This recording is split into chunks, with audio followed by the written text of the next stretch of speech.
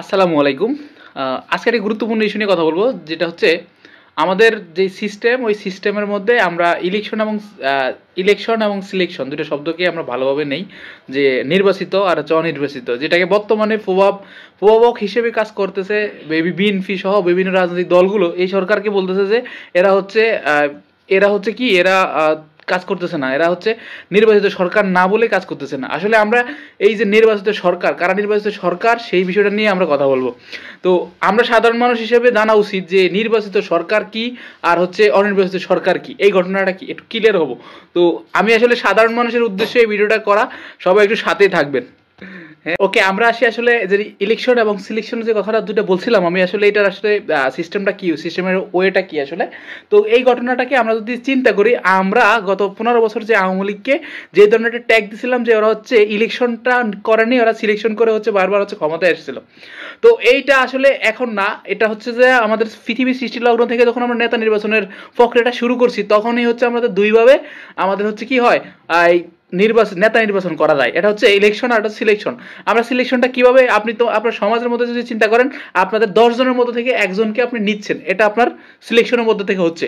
আপনারা টোটাল সবাই মিললে বসে একজনকে নেতা বানাচ্ছেন, এটা হলো সিলেকশন।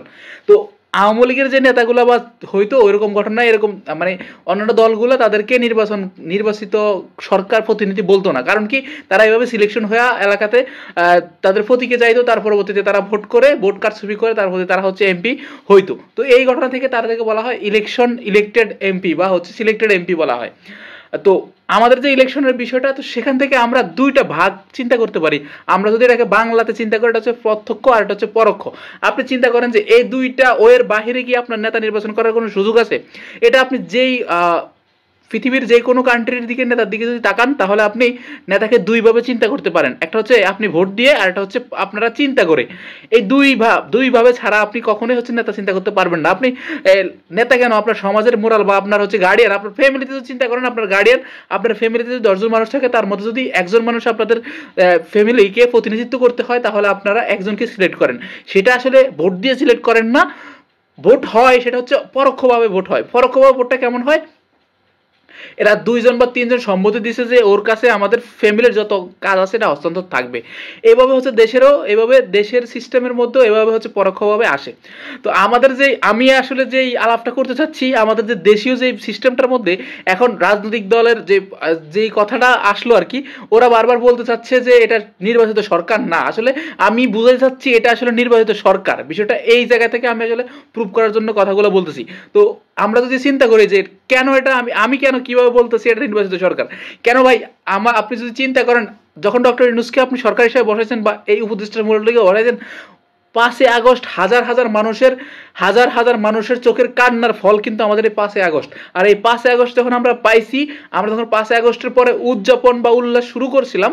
তো তখনই আমাদের হচ্ছে আমরা একটা সরকারকে চিহ্নিত করছি।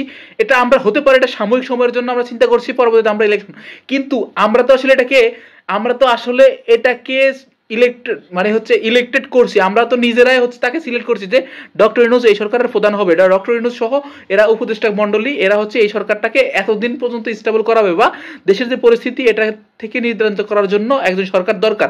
হয়তো পারে অন্তর্বর্তীকালীন সরকার, অথবা স্বল্প সময়ের জন্য সরকার আপনারা চিন্তা করতে পারেন। কিন্তু আপনি তো এই কথাটা বলতে পারেন না যে কোনোভাবে যে হচ্ছে যে আমাদের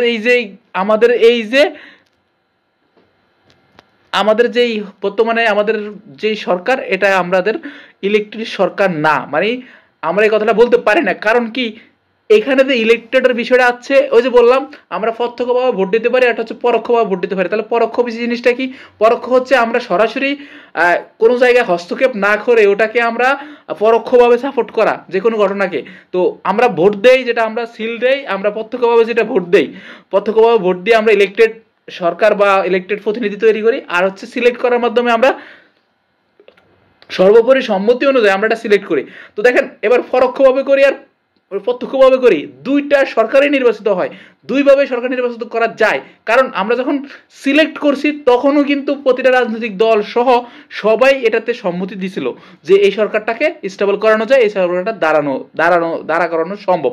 এজন্য এখন যে এই কথাটা আসছে যে এই সরকার কিছুই করতে পারবে না, এই সরকার স্টেবল হতে পারবে না, এই সরকারের যে ধরনের ট্যাগ দেওয়া হচ্ছে এদেরকে, যে এরা হচ্ছে যেহেতু হচ্ছে নির্বাচিত সরকার না, সেহেতু এরা অনেক কাজ করতে পারবে না, এদের অনেক বাধ্যবাধকতা আছে। তো সেক্ষেত্রে আমি বলি যে এই যে সরকার, এই সরকারের প্রতি মানুষের, প্রতিটা মানুষেরই ভোট ছিল। আপনি যদি চিন্তা করেন, আপনি যদি তখন একটা, যখন 5ই আগস্টের পরবর্তীতে 3 দিনের মধ্যে যদি দেশে একটা হ্যাঁ এবং না ভোটের যে চিন্তা করতেন, তাহলেও কিন্তু মানুষ ডক্টর ইউনূসকে চাইতো। বিষয়টা এরকম একটা প্রেক্ষাপটে দাঁড়িয়ে গেছে। তখন কিন্তু ওই 3 দিনের মধ্যে যদি ভোট দেওয়া হইতো, তাহলে কোনো রাজনৈতিক দলকে মানুষ গ্রহণ করতো না, এরকম একটা স্বাভাবিক পর্যায়ে আসছে। তো এই ক্ষেত্রে এখন আপনারা রাজনৈতিক যে পরিবেশ, আপনারা যে ভোটের পরিবেশটা তৈরি করতে চাচ্ছেন, যে ভোটের যে বিষয়টা, এখন ভোট দিয়ে আপনি আসবেন, এটা সময় লাগবে, সময় হবে। তো সেক্ষেত্রে যেই আপনারা যেই সরকারকে যে ধরনের ট্যাগ দিচ্ছেন, বা সরকার থেকে রাজনৈতিক দলগুলো যে ট্যাগ দিচ্ছে, আসলে এই যে ট্যাগটা সাধারণ মানুষ হিসেবে আসলে আপনাকে বোঝা উচিত যে এই সরকারটা, মানে রাজনৈতিক দলগুলা, এটা আজকে থেকে না, রাজনৈতিক দলটার সৃষ্টি লগ্ন থেকে এরা হচ্ছে একটা ব্যবসায়িক চিন্তাধারা থেকে রাজনীতিতে আসে। কিভাবে রাজনীতিতে আসে? রাজনীতি মানে, আমি বলি রাজনীতি ওয়ান কাইন্ড অফ অর্থনীতি। বিষয়টা এরকম, রাজনীতি পলিটিক্স হচ্ছে অর্থনীতির একটা ফোবা হবা চালিকা শক্তি। এটা হচ্ছে আমরা বীজ বপন করি রাজনীতি দিয়া, কিন্তু অর্থনীতি হয়ে বের হয়। বিষয়টা এরকম, আমরা এমপি হই মানুষের দানের টাকায়, কিন্তু পরবর্তীতে বের হওয়ার সময় আমাদের মার্সিডিজ এবং বিভিন্ন ধরনের কয়েকটা বাড়ি গাড়ি থাকে। এটা আমাদের বাংলাদেশের সকল এমপি মন্ত্রীদের একটা বৈশিষ্ট্য। এটা এই সরকার, আমলি সরকার ছিল তাদেরও, পূর্ববর্তী যারা সরকার ছিল তাদেরও।